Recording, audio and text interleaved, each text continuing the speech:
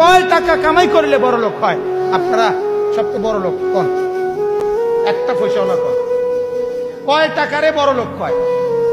কথা বলেন না কেন? কয় টাকা হইলে মানুষ বড় লোক হয়? পৃথিবীর কোন বইতে আছে এই কথা? বলো না ভাইয়া, শিক্ষিত ছেলে বলো, পৃথিবীর কোন বইতে আসেনি বড় লোকের কোন সংজ্ঞা?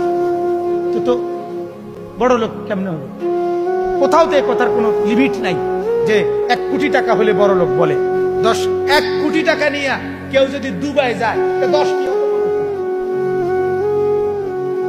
দুবাইয়ের একটা মার্কেটে 1 কোটি টাকা তো কিনা 100 টাকার ভ্যালুও নেই। যে পরিমাণ বিলাসিতা সেটা ইউরোপে গেলে তুমি যখন দেখবা 80 তলা বিল্ডিং, তো তোমার 5 তলা বিল্ডিং কি মনে হবে? মশার ঘর আর মাছির ঘর সারা, আর কিছু মনে হবে? এটা কেউ গণার ধরে এগুলো? আমি তো নিজে দেখছি সৌদি আরব 8 তলা বিল্ডিং এর ছাদের মধ্যে ছাগল ফালে,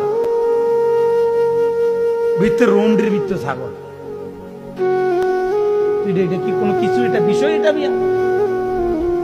এই জন্য ভাইয়া বাপ রাগ হইয়েন না, আমি শুধু বিবেক জাগানোর জন্য বলছি, মূলত লজ্জা দেওয়ার জন্য না ভাইয়া, মূলত তোমার অনুভূতি জাগাইতেছে।